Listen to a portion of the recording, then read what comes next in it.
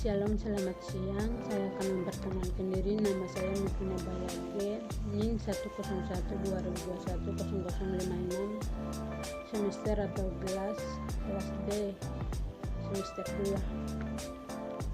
Saya akan membawa materi pendahuluan.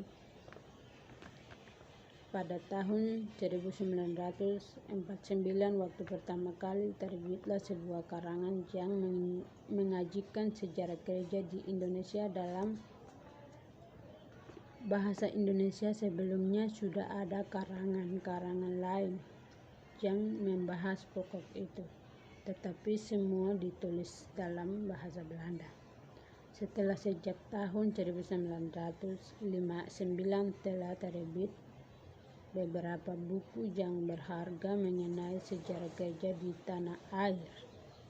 Para ahli di dalam negeri maupun di luar negeri telah menghasilkan sejumlah monografi baru mengenai sejarah gereja daerah dan mengenai pokok-pokok yang tertentu. Bagian B. Penulis buku ini beranggapan bahwa penulis tentang sejarah, termasuk sejarah gereja, bukanlah soal mencatat data secara objektif saja.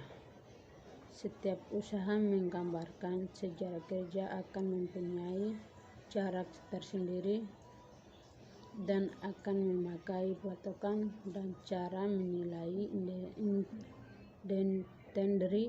Tidak ada menggambarkan mengenai sejarah gereja di Indonesia yang berlaku objektif. Ilmu sejarah gereja adalah suatu jurusan dalam ilmu teologi. C. Apakah kita mau menggambarkan sejarah gereja di Indonesia? Kita menghadapi suatu pertanyaan yang penting, yaitu pertanyaan tentang siapa kita menulis. Dalam banyak karangan-karangan yang disusun pada masa lampau, tokoh-tokoh perbuatan serta pemikiran para pekabar Injil yang disajikan pusat perhatian, dan sebenarnya cara ini merupakan cara yang paling mudah. Mereka inilah yang mengirim laporan-laporan ke pengurus lembaga perkabaran Injil yang telah mengutus mereka. Mereka yang menulis buku karangan-karangan dari tangan mereka pula berasal sampai sekarang sebagian besar buku-buku ilmiah mengenai sejarah gereja di balik itu. Orang-orang Kristen yang telah ditobatkan dan diasuh oleh karena tidak tahu, hampir tidak mempunyai suara. Mereka tidak banyak berbicara. Namun demikian kenyataan ini tidak bisa dibenarkan. Kita dengan sewajarnya merasa gambarnya belum lengkap kalau hanya pihak Eropalah yang disoroti, dan inilah bukan hanya perasaan yang wajar. Dan sejarah gereja seharusnya meliputi bidang-bidang lebih banyak daripada hanya pekabaran Injil. Ada ibadah, ada organisasi gereja, dan ada ajaran gereja di kesalehan hati, ada kelakuan orang-orang Kristen terhadap saudaranya dan terhadap dunia di sekitarnya. Sejarah pekabaran Injil yang setiap kali melahirkan lagi sejarah gereja, dan melalui sejarah gereja kembali menjadi sejarah pekabaran Injil. Sebenarnya sejarah gereja dan sejarah pekabaran ini tidak dapat dipisahkan yang satu dari yang lain. Ada beberapa persoalan lain lagi jangan kita hadapi dalam membahas sejarah gereja pada umumnya dan sejarah gereja Indonesia pada khususnya. Persoalan itu sekarang ada dibicarakan satu demi satu. Secara singkat, Kami pendapat bahwa yang menentukan permulaan sejarah gereja di Indonesia ialah saat pelajaran baptisan pertama kepada orang Indonesia. Dengan adanya orang-orang yang dibaptis, maka ada gereja, panggilan sudah keluar, firman itu diterima dan jawaban sudah diberikan. Jawaban itu masih lama jauh dari sempurna, mungkin masih lama, harus jelas dapat didengar karena orang-orang dari luar terlampau jaring dan terlampau banyak berbicara. Oleh karena alasan-alasan tersebut, kami beranggap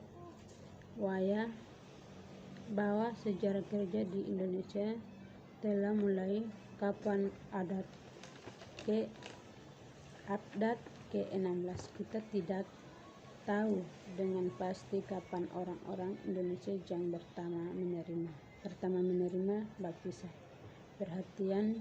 Pertimbangan yang sama berlaku bila kita memperhatikan kerja persoalan lainnya, ialah bagaimana membaptis dan membagi-bagi bahan janji.